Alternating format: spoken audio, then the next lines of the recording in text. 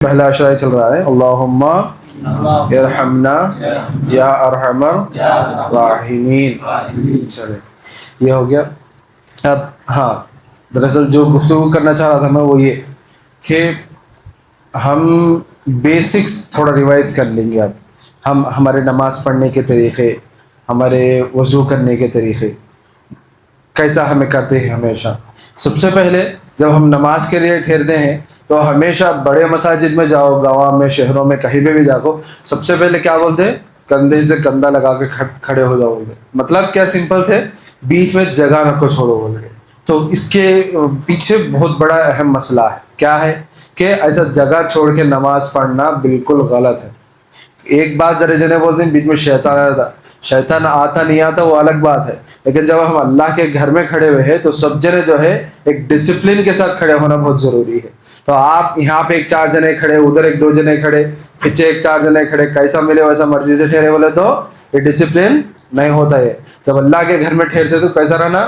Discipline کے ساتھ ٹھہرنا. پہلے بیچ میں سے شروع کرنا، بیچ میں سے سب بڑھتے رہنا. اگر بیچ میں دو جنے ٹھہرے ہوئے اب نیکسٹ آدمی ہے تو پہلے سیدھی طرف آنا. پہلے اب یہاں پہ تین جنے، بیچ میں ایک جنے، ادھر دو جنے ہیں تو ادھر اب ایک جنے آنا پھر ایس والے. ایسا ہی دیکھ کے جو ہے آگے بڑھتے رہنا. ایک آدھی صف پوری ادھر چھوڑ ڈال کے پھر پیچھے فین ہے بول کے وہاں چلے جانا نہیں. یہ بات کو ذہن میں رکھیں. دوسرا، اب ہم نماز ادا کرتے رہتے، نماز میں وہ استغفر اللہ کا تو بول دیا میں اس سے پہلے، جماعیں آ گئی تو استغفر اللہ سو بولنا نہیں، چھینک گئی تو الحمدللہ بولنا نہیں. لیکن کھانسی وغیرہ آتی رہتی، جتنا اب انسان تو انسان ہے، آنے کا تو آتا ہی رہتا، جتنا ہو سکے اس کو کوشش کرنا کہ اندر زیادہ آواز نہیں آئے. کیونکہ آپ اکیلے یہاں پر نماز نہیں پڑھ رہے، پوری جماعت میں سب جنے نماز پڑھتے ہیں. اب جیسے ہی کسی کی کھانسی نکلی، کسی کے ذہن میں آیا ارے کیا میٹھا کھا کے سر کا ہے نا، فل کھانسی آتی ہے ایسا بول کو کسی کا ذہن چلے جاتا. ویسا کسی کے ذہن میں کیا کیا کچھ خیالات آتے. اب پڑھنے والوں کو سیدھا سمجھ میں نہیں آتا رہتا پڑھتے وقت. حافظ صاحب کیا پڑھتے ہیں کہ بازو سنے آتا نہیں رہتا، سیدھا بیچ میں کھانسی کی آواز ہے تو بولنے کی بات کیا ہے، انسان کا کانسنٹریشن ڈائیورٹ ہو جاتا.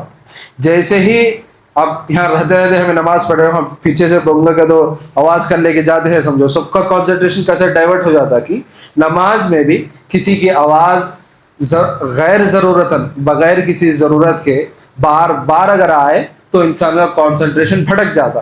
کانسنٹریشن ہمارا نماز میں سے کانسنٹریشن بھٹک گیا، ہماری نماز بولیے ہماری نماز چلے گئی. بولے سر کا 100% چلے گئی بول کے میں نہیں بولتا کہ یہ تو اللہ تبارک و تعالیٰ کے اوپر ہے، انہیں قبول کرنا چاہے کرے نہیں کرے، لیکن چانسز جانے کے زیادہ رہتے. کیا چانسز نماز ہماری بیکار ہو جانے کے زیادہ رہتے. تو اسی لیے ہمیں کیا کرنا چاہیے، یہ تمام آوازوں سے بچ کے رہنا چاہیے. آپ البتہ آپ کیا کر سکتے، اپنا لیفٹ ہینڈ جو ہے ایسا لے کے ایسا کھانستے وقت ایسا منہ پہ ایسا رکھ لینا، زیادہ آواز نہیں نکلنا بول کے. اس کے بعد جب ہم پہلی صف میں ٹھہرتے نماز ادا کرتے وقت، کبھی آپ اب ذرا ایسا آ جاؤ، آپ کھڑے ہو جاؤ ذرا، آپ کے وجہ سے بتاتا ہوں میں یہاں پہ ذرا ایسا پلٹ کے ٹھہرو، نہیں اس طرف، ہاں اس طرف. اب دیکھو سب جنے اب انہوں کیسا ٹھہرے ہوئے یہاں پہ. اب یہ دو ایڑیاں ہے نا، سب کے ایڑیاں یہ لائن میں ایسا آنا. ایک پاؤں ذرا سامنے کرو، ہاں ایسا سب نہیں ٹھہرنا. ایک جنے ادھر ٹھہرے، ایک جنے ویسا ٹھہرے، ویسے سب نہیں ٹھہرنا. دو بھی سیدھا رکھو. ہاں اب انہوں جیسا ٹھہرے ہوئے سب جنے بھی یہ لائن میں ایسا کھڑا کر کے ٹھہرنا. کئی کو اسی کو بولتے نماز کا صحیح طریقہ. نماز ڈسپلن کے ساتھ جیسا ٹھہرنا ہے ویسا ٹھہرنا. اب انہوں یہاں پہ ٹھہرے، اب ایک جنے ذرا ایسا آگے آ کو ٹھہرے، اب ایک جنے ایسا پیچھے جا کو ٹھہرے، ایسے سو بھی نہیں ٹھہرنا. بہت بہت شکریہ بیٹھ جی. تو بولنے کا مقصد کیا ہے، ہم جب نماز صحیح طریقے سے ادا کر رہے ہیں، رمضان میں آ کر تراویح ادا کر رہے ہیں، تو بالکل 100% صحیح طریقے سے ادا کرنا چاہیے. یہ سمپل فنڈا ہے میرا، ٹھیک ہے. انشاء کو جب خبر میں سے نکالتے تو ہر وہ جگہ جہاں پہ ہمیں نماز پڑھے ہوئے رہتے، وہ جگہ آپ کو انہیں گواہی دیتی، اے اللہ یہ بندہ میرے اوپر 2 رکعت نفل نماز پڑھا، یہ بندہ میرے اوپر 4 رکعت سنت نماز پڑھا بول کو وہ گواہی دیتی. تو اسی لیے بولتے ہیں کہ جگہ جگہ پہ فرض ایک جگہ پہ، سنت ایک جگہ پہ، نفل ایک جگہ پہ، تھوڑا تھوڑا تھوڑا جگہ چھوڑ کے پڑھو بول کے. جی یہی سوال تھا تمہارا. ہاں ہاں تو بدن چلے دے رہے ہاں ویسا پڑھے جا نہیں ویسا بھی پڑھے جا، بالکل کیا بھی نہیں، گناہ بالکل کیا بھی نہیں ہوتا، جیسا ہے ویسا بھی پڑھ سکتے، ایسا بھی پڑھ سکتے. بات کیا ہے، تمہیں جتنے زیادہ جگہ میں پڑھتے رہیں گے آپ اتنے زیادہ تمہارے گواہ بنا لیتے. گواہ بولے تو ساکشم بنا لیتے، آپ اپنے عبادت کے ساکشم جو ہے اتنے جنوں کو بنا لیتے، اتنے زیادہ بندے تمہارے حق میں گواہی دیتے کہ بھائی اے اللہ یہ بندہ میرے پاس آ کے نماز پڑھا تھا بول کے آپ کے حق میں دعا کر دے. تو اس کی وجہ سے ایسا کتنے زیادہ جگہ ہمیں پڑھے اتنا زیادہ ہمارے واسطے بہتر ہے بول کے بات ہے. سمجھ میں آ گئی بات؟ کسی کا اور کوئی سوال ہے؟ فرض عشاء کے بعد ہی پڑھنا چاہیے. عشاء کی 4 رکعت فرض آپ پڑھتے ہیں، جب پڑھے تو آپ کی تراویح کی نماز صحیح ہوتی. سب سے پہلے آپ عشاء پڑھنا چاہیے، عشاء کے بعد تراویح کی نماز ادا کرنی چاہیے.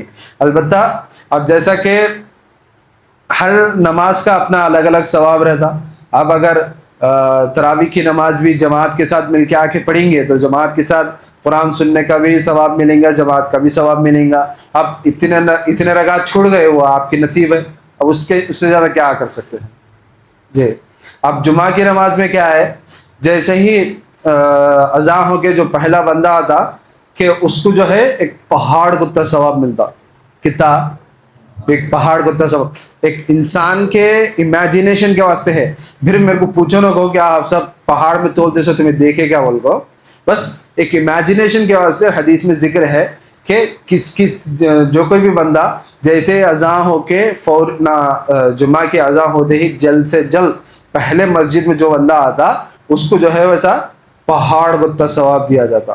اب لیول ثواب کا کیٹیگری جو بتاتے ہیں اس میں یہ ہے کہ ایک ہوتا پہاڑ کا ثواب، ایک ہوتا ہاتھی اور اونٹ کا ثواب، ایک ہوتا پھر لاسٹ میں مرغی کو ہوتا ثواب، پھر بعد میں آیا انڈے کا ہوتا ثواب. تو بتانے کا مقصد کیا ہے، کون کون کتنا زیادہ لیٹ آتے رہتے کہ ان کا ثواب کم ہوتے آتا رہتا. تو ان باتوں کو ذہن میں رکھیں. انشاءاللہ اللہ تبارک و تعالیٰ کی توفیق سے یقیناً ہم لوگ اپنی نمازوں کو اپنے وقت مقررہ پر ادا کرنے کی توفیق عطا فرمائے. وآخر دعوانا الحمدللہ رب العالمین.